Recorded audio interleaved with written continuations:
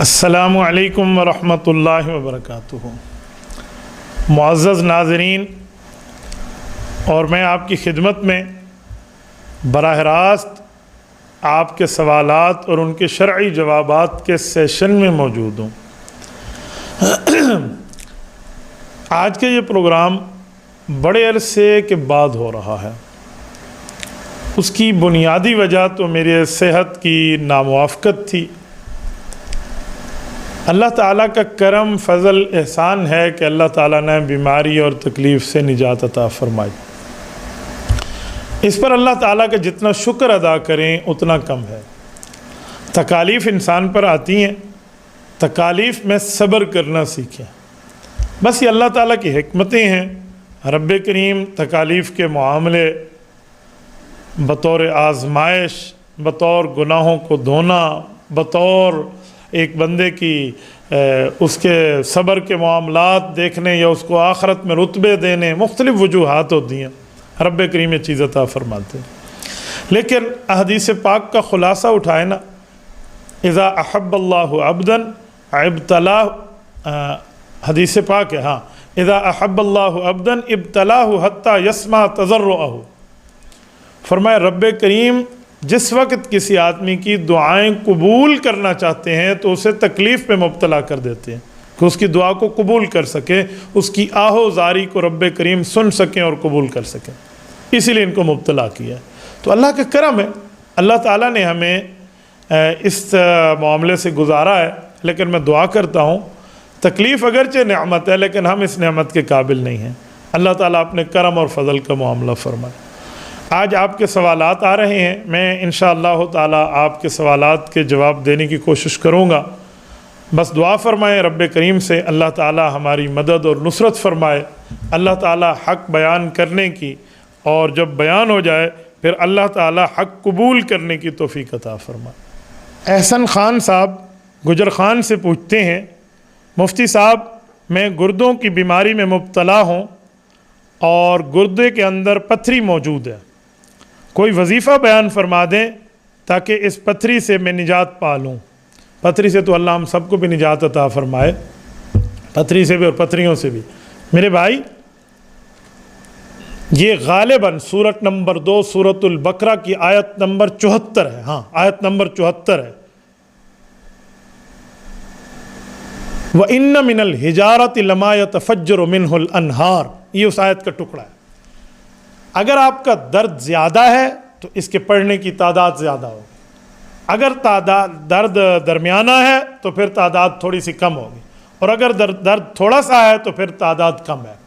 جو بالکل چھوٹا لیول ہے وہ 333 ہے، اس سے بڑا وہ ہے 555، اور سب سے زیادہ آپ آپریشن کے قریب آئے ہوئے ہیں اور آپ کہتے ہیں پیشاب کے راستے سے نکل جائے تو پھر یہ وظیفہ آپ 1111 مرتبہ پڑھیں۔ یہی وَإِنَّ مِنَ الْحِجَارَةِ لَمَا يَتَفَجَّرُ مِنْهُ الْأَنْهَارُ، پڑھیں، پانی پر پھونکیں، اور اس پانی کو 24 گھنٹے کے اندر اندر پی لیں۔ اتنے پانی پر پھونک لیں، تھوڑا تھوڑا کر کے پی لیں، 1 گلاس 2 گلاس 4 گلاس پر پھونکتے ہیں۔ 24 گھنٹے کے بعد آپ پھر 24 گھنٹے کے بعد پھر انشاءاللہ تعالیٰ 1 ہفتے کے اندر اندر آپ کے معاملہ سالو ہو جائے گا۔ اس معاملے میں تجربہ بھی ہے، مشاہدہ بھی ہے، اور رب کریم کی اس آیت میں اللہ تعالیٰ نے تاثیر بھی رکھی ہے۔ تو میں اللہ تعالیٰ سے پر امید ہوں کہ آپ کی بیماری کا انشاءاللہ شافی کافی علاج ہو جائے گا۔ حنزلہ صاحب کراچی سے پوچھتے ہیں، مفتی صاحب اگر باہر آنے جانے گلی میں بارش کا پانی ٹھہرا ہوا ہے سڑک پر اور کپڑوں پہ چھینٹے پڑتے ہیں تو ان کپڑوں میں نماز ہوگی یا نہیں؟ سڑک پر اور گلی میں عام طور پہ پلیتی موجود ہوتی ہے۔ بارش کا پانی تو پاک ہے، لیکن جب اس پلیتی کے ساتھ ملوث ہوا تو اپنا ناپاک ہو گیا نا، اور آپ کے کپڑوں پر بارش کا پانی لگا ہے اس پلیتی سے مل کر، تو پھر آپ کے لیے معاملہ یہی ہے کہ آپ اس کو دھو لیں۔ اس کو دھوئے بغیر آپ نماز پڑھیں گے تو دیکھا جائے گا کہ آپ کے اوپر جو چھینٹے پڑے ہیں کپڑے پر وہ کتنے ہیں۔ یہ میرے دیکھیں، جسے ہتھیلیم کہتے ہیں، قدر درہم، یعنی کل چھینٹے ملا کے اس قدر درہم کے اندر ہیں، چھوڑے ہیں، تو پھر تو آپ کی نماز ہو جائے گی۔ اگر اس سے بڑھ کے ہے تو ماہرین شریعت فقہا فرماتے ہیں پھر آپ کی نماز نہیں ہوگی۔ تو اس لیے احتیاط اسی میں ہے کہ آپ اس کو دھو لیں، اس کے بعد آپ نماز پڑھ لیں، کیونکہ نماز میں کپڑوں کا پاک ہونا، جگہ کا پاک ہونا، جسم کا پاک ہونا، قبلہ رخ ہونا، نماز کا وقت ہونا، یہ تمام چیزیں جو ہیں یہ نماز کے لیے ضروری ہیں، لازمی ہیں، اس کے بغیر نماز نہیں ہوتی۔ ملک محمد سعد جہلم سے پوچھتے ہیں، مفتی صاحب اکثر علاقوں میں لڑکیوں کی خرید و فروخت ہوتی ہے، ان سے پیسے لے کر ان کی فیملی کو دے دیے جاتے ہیں اور پھر نکاح کر لیا جاتا ہے، کیا ایسا نکاح کرنا ٹھیک ہے؟ ملک صاحب، انسان کی خرید و فروخت حرام ہے، اس معاملے میں آزاد انسان کی آپ کس بنیاد پہ خرید و فروخت کریں گے؟ کوئی جائز نہیں ہے، حرام ہے، ناجائز ہے۔ اس پر تو سرکار کی طرف سے پکڑ ہے، بلکہ اس پر تو یونائٹڈ نیشن کے بھی اس پر قراردادیں موجود ہیں، ہمارے ملک میں بھی اس پر لا کا پوری ترتیب اور اس کے لیے قوانین موجود ہے، تعزیرات کے دفعے کے تحت کئی واقعات اس طرح آ چکے ہیں۔ تو کسی خاتون کو خرید کے آپ اپنے پاس رکھیں گے تو خریدنا حرام ہے۔ باقی رہا نکاح کا مسئلہ، کفر برابر ہے، اسلامی شرائط ہیں، لڑکی لڑکا راضی ہیں، معاملات ٹھیک ہیں اور صحیح طریقے سے بیاہ کر لایا گیا ہے، کوئی اور چکر نہیں ہے جیسے آج کل کے معاملات چل رہے ہیں، تو نکاح تو ہو جائے گا۔ لیکن وہ جو آپ نے خریدنے والا معاملہ رکھا ہوا ہے نا، یہ بالکل حرام ہے، ناجائز ہے، گناہ ہے۔ مفتی صاحب، بلوغت کی کیا شرائط ہیں؟ کس عمر میں بالغ ہو جاتا ہے بندہ، اور کس عمر میں اولاد کی شادی کرنی چاہیے؟ آج کل جو لڑکے لڑکیاں بھاگ کر عدالتی شادیاں کر رہی ہیں، اس بارے میں آپ کیا فرماتے ہیں؟ اور یہ بھی بتائیں کہ عدالتی طلاق واقع ہوتی ہے یا نہیں ہوتی؟ بالغ ہونے پہ تو بچے اور بچی کو پتہ چل جاتا ہے کہ بچی ہے تو اس سے مینسز آنا شروع ہو جاتے ہیں، بچہ ہے تو اس کو احتلام ہو جاتا ہے۔ باقی کس عمر میں ہوتا ہے، یہ 15 سال سے پہلے ہو جاتا ہے، اور آج کل ماشاءاللہ جب سے بریلر آئی ہیں تو 10 سال کے بچے بھی بالغ ہو گئے ہیں، کیونکہ اب معاملے کا پہیہ تیز ہو گیا ہے نا۔ تو اسی طرح اگر کسی کو یہ علامات ظاہر نہیں ہوئی تو شریعت اسلامیہ لڑکی کے لیے 9 اور لڑکے کے لیے 15 سال کی عمر مقرر کرتی ہے اس کی بلوغ کی، گویا اس کے بعد یہ نشانیاں ہوں یا نہ ہوں تو ان کو بالغ سمجھا جائے گا، اور ان پہ احکامات اسلام کو فالو کرنا ضروری لازم قرار دیا جائے گا۔ باقی رہی آپ کی یہ بات کہ شادی کس عمر میں کرنی چاہیے، تو شادی کے لیے کم از کم بندے کو عقل مند ہونا ضروری ہے، بالغ ہونے کے ساتھ ساتھ اتنا دماغ اس بچی کا ہو چکا ہو کہ میں اس گھر جا کر کیسے رہوں گی۔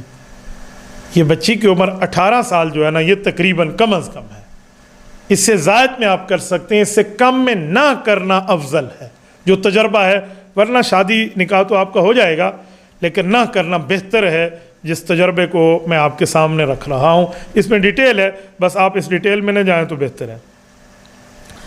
باقی گھر سے بھاگ کر شادی کرنے والی اور والا کم اور والی زیادہ، یہ کل اپنی اولاد کو کیا کہے گی کہ آپ کا نانا کون ہے، آپ کی نانی کون ہے، آپ کی خالہ کون ہے، آپ کے ماموں کون ہے، کیا بتائے گی؟ بچہ میں تو بھاج کے آئی ہوں، ادھیل کے آئی ہوں، ماما شاما تیڈا کوئی نہیں، یہ کہے گی۔ اور کیا کرے گی؟ کس منہ سے وہاں بیٹھے گی؟ اور اللہ نہ کرے کل اس سے کوئی لڑائی ہو جائے سسرال والوں کی، تو اس کی فیور کرنے کے لیے، اس کی بات کو سلجھانے سمجھانے کے لیے، کوئی غلط اس سے الجھ گیا تو اس کو سمجھانے کے لیے اس کی اپنی فیملی میں سے کون آئے گا؟ کوئی آئے گا؟ آج یہ بھاگ رہی ہے، کل اس کی بیٹی بھی بھاگے گی، یاد رکھنا۔ یہ صرف نوجوانوں کے چکر میں آپ نے بھاگ کے معاملہ اپنی قسمت کو خراب نہیں کرنا۔ ہاں، والدین کو چاہیے بچی کی رضا ضرور دیکھیں۔ کیوں؟ آپ اپنی بچی کی تقریباً آدھی صدی یا پون صدی آگے فیوچر کا فیصلہ کر رہے ہیں۔ اس نے وہاں پر 50 60 سال 70 سال گزارنے ہیں، تو جس کے گھر وہ جا رہی ہے تو اتنی زندگی اس نے گزارنے ہیں، تو ڈیسیجن میں اپنی بچی کی رضا کو ساتھ لے لیں، اس سے پوچھ لیں۔ پوچھنا بہت ضروری ہے، ورنہ پوچھنے کے بغیر آپ یک طرفہ طور پہ فیصلہ کیسے کر سکتے ہیں؟ آپ کو نہیں کرنا چاہیے، تھوڑا خیال رکھیں۔ اور بچیوں کو بھی میں کہتا ہوں، جن کے سینے پہ پل کے جوا ہوئی ہو، اس باپ کے معاملات کو بھی دیکھ لو، ٹھیک ہے؟ کچھ لوگ کہتے ہیں اچھا بچہ گناہ کرے تو کوئی مسئلہ نہیں ہے، بچی گناہ کر لے تو بہت غلط ہو گیا۔ میں نے کہا سنو، ایک لڑکا گناہ کرے تو اس شخص نے اپنی ذات کو برباد کیا ہے، لیکن ایک عورت گناہ کرے تو اس نے پوری نسل کو برباد کیا ہے۔ عورتوں، تم تو اپنے مردوں کی عزت ہو، تمہیں تو مزید رتبہ مل رہا ہے، تو اس میں تمہیں مزید عزت دکھائی دے رہی ہے. تم نے وہ میرا جسم میری مرضی والی آنٹیوں کی باتیں اٹھا کر آپ نے پتہ نہیں کیا سے کیا سمجھ لیا. اس طرح نہیں ہوتا جیسے آپ سمجھ رہے ہیں. آپ گھر کی عزت ہے, اتنی عزت ہے, آپ ماں ہو آپ کے قدموں تلے جنت ہے, آپ بہن ہو آپ کے ساتھ کوآپریٹ کرنے پہ اللہ بھائی کو جنت دیتا ہے, آپ بیٹی ہیں اللہ والد کو جنت دیتا ہے آپ کی پرورش پر. اور اگر آپ بیوی ہیں تو آپ تو ہو ہی خاوند کی جنت. ٹھیک ہے, تو اسی لیے تو بہت سی چیزیں ہیں. آپ تو اپنے خاوند کے ایمان کا وہ حفاظت کا معاملہ ہو, آپ گویا ایمان کے محافظ ہو اپنے خاوند کے, تو آپ کا تو بڑا رتبہ ہے. تو اپنے رتبے کو دیکھ کر معاملات چلائیں. باقی رہا عدالتی طلاق کے بارے میں, تو اس بارے میں آپ کو محتاط جملہ سمجھانے کے لیے عرض کیے دیتا ہوں. عدالتی طلاق واقع ہو جائے گی کچھ شرائط کے ساتھ. آپ شرائط دارالفتاء میں آ جائیں, آپ کے سامنے تفصیلی شرائط رکھ دی جائیں گی کہ عدالت نے تحقیق کی, بندے بھیجے, اس نتیجے پر پہنچی کہ جو خاوند ہے یہ ظالم ہے, آکل الحقوق ہے, بیوی کے حق کو کھا رہا ہے, ظلم کر رہا ہے, اور اس کو رکھتا بھی نہیں ہے اور طلاق بھی نہیں دیتا, بساتا بھی نہیں ہے اور چھوڑتا بھی نہیں ہے, اور 100% ظالم ہے. تحقیق کرنے کے بعد اس طرح کچھ اور شرائط بھی, تب عدالتی طلاق معتبر ہوگی. ورنہ آج کل یک طرفہ طور پہ ڈیسیجن لے لیا جاتا ہے, اس کے اوپر علماء کرام کو تحفظات ہے, تبھی علماء کرام اس کی تائید نہیں کرتے. وہ خاموش ہو جاتے ہیں کہ بھائی ہم نے اس کو جائز نہیں کہنا, ہم اپنی طرف پہ, تم جاؤ تمہارا کام جانے. تو عدالتی طلاق کے بارے میں اس طرح کی شرائط اور اسلامی معاملات موجود ہیں. تھوڑا اس معاملے میں احتیاط برتنے کی ضرورت ہے. محمد احسن صاحب گجرانوالہ سے پوچھتے ہیں, مفتی صاحب اگر اذان وقت سے پہلے دے دیں, چند منٹ ہی پہلے دیں, تو کیا اذان دوبارہ دینی ہوگی, یا جو ہم نے نماز پڑھی ہے اس کے بعد کیا نماز ہو چکی ہے یا نہیں؟ بھائی محمد احسن, وقت سے پہلے اذان دینے سے اذان واقع نہیں ہوتی. اذان کو آپ کاؤنٹ اور کنسیڈر نہیں کر سکتے کہ اذان ہو گئی ہے, لہٰذا اذان کا اعادہ کیا جائے گا, دوبارہ دی جائے گی وقت کے داخل ہونے کے بعد. کیا وقت انٹر ہو گیا, لہٰذا اب آپ اذان دے دیں. آپ نے اذان دوبارہ دینی ہے, پھر اس کے بعد آپ نے نماز پڑھنی. لیکن اگر یوں ہوا کہ اذان تو آپ نے وقت سے پہلے دے دی, پتہ نہیں چلا, لیکن نماز آپ لوگوں نے با جماعت وقت پر ادا کی ہے, بعد میں پتہ چل گیا, تو اب اذان تو گئی, بس آپ کو اذان کا ثواب نہیں ملا سنت والا, باقی نماز اور جماعت آپ کی ہو گئی ہے. اب نماز اور جماعت کو دوبارہ لوٹانا ضروری نہیں ہے. محمد خبیب گجرات سے پوچھتے ہیں, مفتی صاحب جو لوگ شادی پر پیسے دیتے لیتے ہیں اس بارے میں کیا حکم ہے؟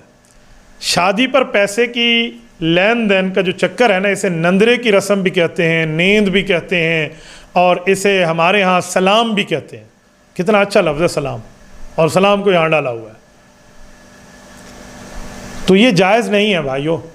یہ ولیمے پر لوگ پیسے لیتے ہیں, میں کہتا ہوں یہ ہوٹل والوں سے زیادہ ظالم ہے. ہوٹل والے کھانا پہلے دیتے ہیں, پیسے بعد میں لیتے ہیں, یہ کھانا بعد میں دیتے ہیں, پیسے پہلے لیتے ہیں. تو ہم نے دیا تھا لہٰذا آپ بھی دے دیں, یہ ایک دوسرے کے ساتھ کوآپریٹ کرنا نہیں ہے. کیونکہ ولیمہ تو ایک فی سبیل اللہ خیرات کا نام ہے, صدقے کا نام ہے, اللہ کے نام پر فی سبیل اللہ. ہر امیر اور غریب کو دے دو, اس میں غریب بھی بلاؤ, صرف امیر نہ بلاؤ, ورنہ اس کو شر الولیمہ کہا گیا ہے جس میں صرف امیر بلائے جائیں, غریبوں کو چھوڑا جائے. تو اس معاملے کو غور سے سمجھیں, اس معاملے کو واضح دیکھیں, ورنہ آپ یوں نہیں کہیں گے کہ بابا یہ اس طرح ہے اور یہ اس طرح ہے اور یہ اس طرح ہے. آپ کو معاملات واضح دیکھ لینے چاہیے. اور جو بندے اس طرح کے رقوم لیتے ہیں اور رقوم دیتے ہیں اور یہ معاملات کرتے ہیں, میں تو ان کی شادیوں میں سرے سے جاتا ہی نہیں کہ ہمیں کیا ضرورت ہے ہم خواہ مخواہ سے ان کی شادیوں میں جائیں اور ان جیسے فضول رسموں میں خود کو ڈالیں. شاداب غازی صاحب کراچی سے پوچھتے ہیں, قرآن کریم کے کچھ پارے میں نے حفظ کر لیے تھے, اب ذہنی کمزوری بھی ہے اور کاروبار کی مصروفیت بھی ہے, میں بھول گیا ہوں, بتائیں اس کا گناہ ہوگا یا نہیں؟ شاداب غازی بڑے اچھے سے سوال میں چکر دے دیتے ہو. ذہنی کمزوری ہے اس لیے یاد نہیں رہتا اور کاروبار میں مصروف ہوں. ذہنی کمزور آدمی کاروبار میں رہ سکتا ہے؟ کاروبار کا حساب آپ کو سمجھ آتا ہے؟ آپ ہیں ذہنی کمزور, نارمل ہو گئے ہیں اور آپ کو قرآن یاد نہیں ہوتا؟ میں سوال سے نکال سکتا ہوں بھائی چوری, اسی لیے ذرا خیال سے سوال کیا کریں. آپ کی ذہنی کمزوری نہیں ہے اگر آپ بزنس مین ہیں, آپ کے اندر سستی، کاہلی، غفلت آ چکی ہے، اور شیطان آپ کے اندر گھر بنا چکا ہے آپ کے دل میں. لہٰذا شیطان کو ڈنڈے مار کے بھگاؤ. اوکے، آپ کو میں کاروبار کر سکتا ہوں، اس میں کاروبار بھی نہیں، کاروبار کی مصروفیت، واہ، اس میں مصروف رہ سکتا ہوں، بزی ان بزنس، وہاں رہ سکتے ہیں تو بزی ان قرآن بھی بنی ہے. اوکے، تو آپ کو قرآن کریم بھی پڑھنا بھی چاہیے اور یاد بھی کرنا چاہیے، ورنہ ہماری سرائکی میں کہتے ہیں یہ پڑھ قرآن وسارا اور ڈوہاں جہانا تمہارا. اگر قرآن کریم آپ نے پڑھ کر بھلا دیا تو پھر دنیا اور آخرت دونوں کا وبال آپ پر آئے گا. اس لیے آپ ایسا نہ کریں. آپ قرآن کریم جو حصہ آپ نے یاد کیا اس کو دوبارہ اور دہرائیں، اگرچہ ایک ایک آیت کیوں نہ ہو، انشاءاللہ تعالی یاد ہو جائے گا. سنکریک فلا تنسا، یہ کثرت سے پڑھا کریں، رب کریم انشاءاللہ تعالی آپ کی مدد اور نصرت فرمائیں گے. نعمت اللہ صاحب ڈیرہ غازی خان سے پوچھتے ہیں، مفتی صاحب فوتگی والے گھر جا کر کون سی دعا کرنی چاہیے، مسنون طریقہ بتا دیں. اس کے کوئی خاص الفاظ کتب احادیث میں مروی نہیں ہیں، مختلف الفاظ آتے ہیں. انا للہ و انا الیہ راجعون، ان للہ ما اخذ ولہ ما آتا وکل شیء عندہ باجل مسمی، اعظم اللہ اجرک واحسن عزاءک وغفر لمیتک. اس طرح کے الفاظ آتے ہیں کہ ہر چیز نے اللہ کی طرف لوٹ کر جانا ہے، ہم بھی اللہ کی طرف جانے والے ہیں، اللہ تعالیٰ اس کی مغفرت فرمائے، اللہ آپ کو صبر جمیل عطا فرمائے، اللہ پاک آپ کے اس غم کو ہلکا فرمائے. یعنی آپ اس طرح کے کوئی سے بھی الفاظ بولیں کہ اگلے کا غم ہلکا ہو جائے، آپ اس طرح کے الفاظ بولیں، اس کو جا کر بتائیں. اس کے لیے کوئی خاص لفظ نہیں ہے کہ آپ نے وہی بولنے ہیں، وہی بولے تو تعزیت ہوئی، وہی نہ بولے تو کوئی تعزیت نہ ہوئی. ایسی بات اور ایسا معاملہ شرعاً نہیں ہے. ثاقب زبیر صاحب لکی مروت سے پوچھ رہے ہیں، عشر اور زکوٰۃ کے پیسے مدرسے کی تعمیر میں ہم لگا سکتے ہیں؟ ثاقب زبیر صاحب، عشر اور زکوٰۃ کے لیے کسی فرد کو مالک بنانا ضروری ہے، آپ تعمیر میں نہیں لگا سکتے. تعمیر اس کے ساتھ نہیں ہو سکتی، اساتذہ کی تنخواہیں اس کے ساتھ نہیں ہو سکتی. ہاں، جو فقراء بچے وہاں موجود ہیں ان کے اوپر آپ خرچ کر سکتے ہیں، وہ آپ ان کی طرف سے وکیل ہیں، آپ وصول کریں، صدقات بھی، زکوٰۃ بھی، عشر بھی، صدقات واجبہ بھی، اور آپ اس کو جو ہے نا کیا کہتے ہیں بچوں کے معاملات میں لگائیں. ہاں، جو خود کوئی بندہ عشر وصول کر رہا ہے، غریب صدقہ وصول کر رہا ہے، زکوٰۃ، وہ خود مالک بن گیا. اب وہ اگر تعمیر میں لگانا چاہے تو اور بات ہے، لیکن آپ اس کو تعمیر میں ڈائریکٹ نہیں لگا سکتے. اس کے معاملات آپ کو دیکھنے ہوں گے. جواد علی صاحب لاڑکانہ سے پوچھتے ہیں، مفتی صاحب مزارات پر جانا کیسا ہے؟ بھائی جواد علی، آپ ماشاءاللہ اولیاء کرام کی دھرتی سے مجھ سے مخاطب ہیں، سندھ کی دھرتی، سندھ تو سندھ ہے نا یار، اور ماشاءاللہ آپ لاڑکانہ سے ہیں. اللہ تعالیٰ آپ کو خوش رکھے. مزارات پہ جانا کوئی منع نہیں ہے، آپ جا سکتے ہیں. قبرستان جانا، مزارات پہ جانا، وہاں جا کے ان کے لیے دعا کرنا، اپنی آخرت کی عبرت پکڑنا، اس اللہ والے کے لیے مزید بھلائی اور اچھائی کی دعا کرنا بالکل جائز ہے. کون منع کرتا ہے؟ میں پاکستان میں بھی مختلف مزارات پہ حاضری دے چکا ہوں، پاکستان سے باہر بھی دے چکا ہوں. سب سے بڑی مزار مبارک رسالت مآب علیہ الصلوۃ والسلام کی قبر اطہر پہ بھی حاضری دے چکے ہیں ہم لوگ. اللہ ہم سب کو توفیق عطا فرمائے. تو کون کہتا ہے منع ہے؟ میرے خیال میں جو میری 6ٹھی حص 7ویں حص 8ویں حص کام کر رہی ہے نا، وہ کچھ اور ہے. شاید آپ پوچھنا یہ چاہتے ہیں کہ کچھ علماء کرام نے منع کیا ہے، تو جن نے منع کیا ہے اس میں کچھ وجہ ہیں. لوگ جاتے ہیں وہاں پر شرک کرتے ہیں، وہاں پر سجدہ بچا لاتے ہیں، قبروں کو چما چٹاکی شروع کر دیتے ہیں. یار قبروں سے کیا کسنگ ہونی ہے؟ اے خدا کے بندے، کیا معاملات آپ نے لیے ہوئے ہیں. اور کچھ لوگ قبروں والوں سے مانگنا شروع کر دیتے ہیں، اور کچھ لوگ سمجھتے ہیں کہ ایصال ثواب قبر پہ ہی ہو سکتا ہے، باہر سے بھیجیں گے اللہ نہیں بھیجے گا. تو یہ چیزیں غلط ہیں. ایصال ثواب ہر جگہ سے جاتا ہے. اگر یہ امور نہیں ہے، آپ قبر پہ جائیں، قبر والے کے لیے دعا کریں، بالکل جائز ہے، کوئی آپ کو منع نہیں کرتا. میں کچھ دنوں پہلے یورپ کے دورے پہ تھا، ترکی میں بھی گیا، آذربائیجان میں گیا. آذربائیجان تو چلو ایشیا کا ہے صاحب. جب ہم وہاں تھے نا تو میں نے مختلف صحابہ کرام رضی اللہ عنہم کے مزارات پر حاضری دی، اولیاء کرام کے، خصوصاً حضرت امام رومی رحمہ اللہ کی قبر مبارک پر رب کریم نے جانے کی سعادت عطا فرمائی۔ تو لوگ سوال کرتے تھے، مجھے میرے ٹیم کے دوست بتاتے کہ مفتی صاحب لوگ پوچھتے ہیں پاکستان میں جانا شرک ہے، وہاں جانا جائز ہے۔ میں نے کہا بے وقوف ہے، بدھو لوگ ہیں، ہمارے بارے میں نالج نہیں رکھتے، ہمیں جانتے نہیں ہیں، انہوں نے ہمارے بارے میں سنا ہے، ہمیں نہیں سنا۔ کبھی یہ ہمیں سنتے نا تو اس طرح بات نہیں کرتے۔